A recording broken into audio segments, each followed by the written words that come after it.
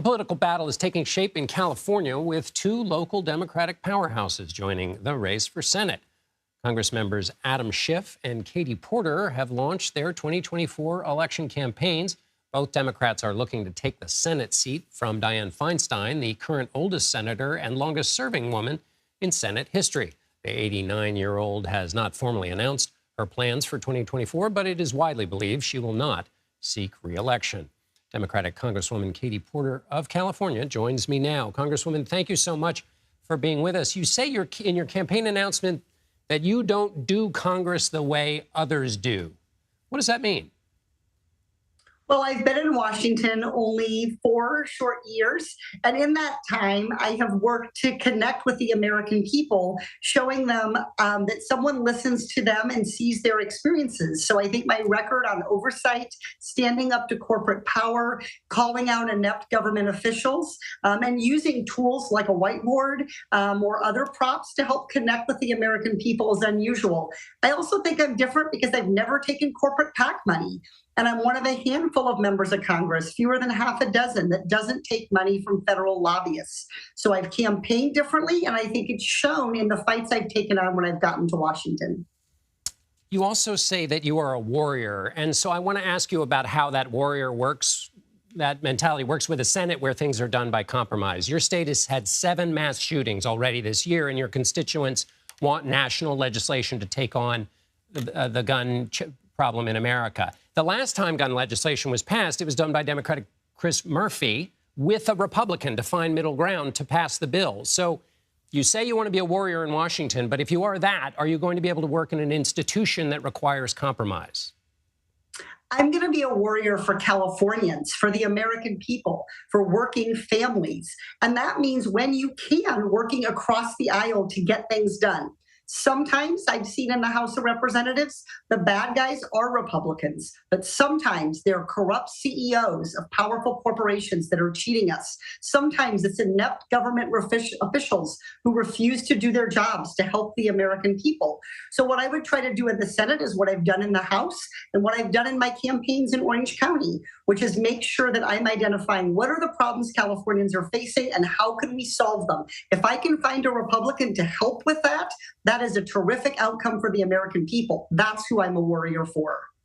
And so now I'd like to ask you about your opponent and colleague, Adam Schiff. And the way this usually goes is a reporter tries to stoke conflict and the candidate dodges. And so I'd like to just avoid all of that and make the case that how you see yourself in comparison to your opponent tells us something about how you see Washington and the skills you think are necessary to be successful. So with that in mind, why are you a better candidate than Adam Schiff? I think that candidates bring their life experiences and bring the campaigns that they have run in the past with them to Washington. So I'm the only single mom of young children serving in the House. I would be the only one to serve in the Senate.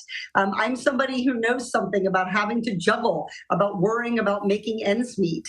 And I'm somebody who's won in the toughest parts of California. And I think that gives me the ability to reach across the aisle to connect with Californians, maybe who are not Democrats, who are independents or Republicans. And I've done all that, including winning tough races in Orange County, without ever compromising my progressive values. And so I think that is a skill set that is unique in this race. And I think it's something that's going to help make California have a powerful voice in the Senate.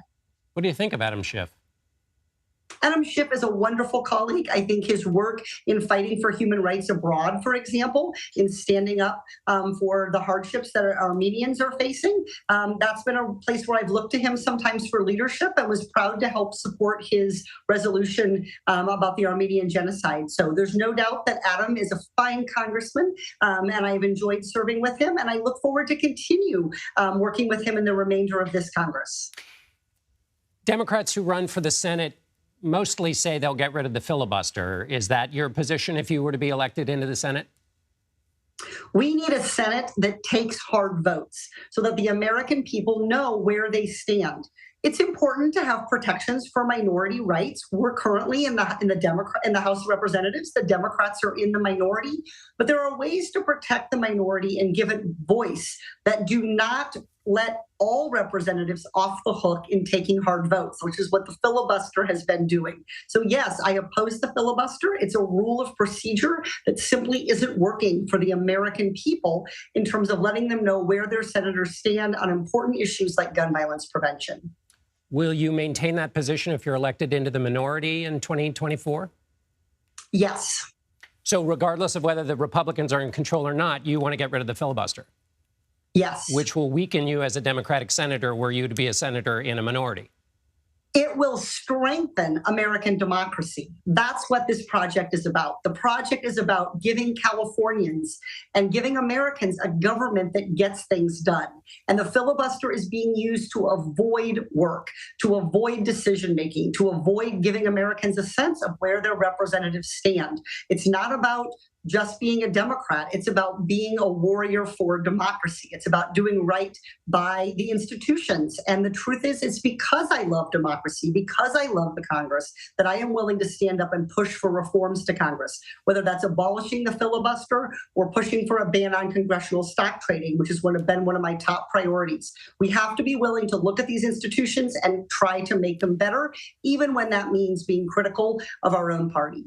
Well, speaking of that, you would ban lawmakers from trading stocks, as I understand that. Nancy Pelosi and Dianne Feinstein have different views on that issue. So are you essentially saying that part of the problem is the two of the leading women in your state? I think I'm saying that I think that a ban on congressional stock trading is good for the American people because it would build trust in government. And I have seen through each of my tough campaigns in Orange County that one of the things that is pushing Americans away from engaging in our democracy is they don't believe that representatives put the American people's interests ahead of their own personal interests. So I support a ban on congressional stock trading because it's what I've heard time and time again, knocking hundreds of doors in California, that this is what's important to California, that they feel they can trust their representative to fight for Californians, not for big corporations. And finally, Congresswoman, I would just like to, it's an expensive state, California. You are very good at raising money. How, just as a human matter, do you both campaign, do your job, and raise money, given all the time each three of those things take? Let me tell you, the hardest part of my day is always trying to get my children breakfast and out the door and finding the lost shoe and getting the homework in the backpack. So I will tell you, I'm very, very good at multitasking as a single mom. I've had to be. And I think a lot of Americans relate to that. They're trying to get home from work and take care of an aging relative and remember to pay their bills and also remember to vote and to pay attention to what's happening in their democracy. So I'm a hard worker. I always have been. And I'm looking forward to getting to work hard to connect with Californians. And you are on message. Representative Katie Porter, we're very grateful. Thank you.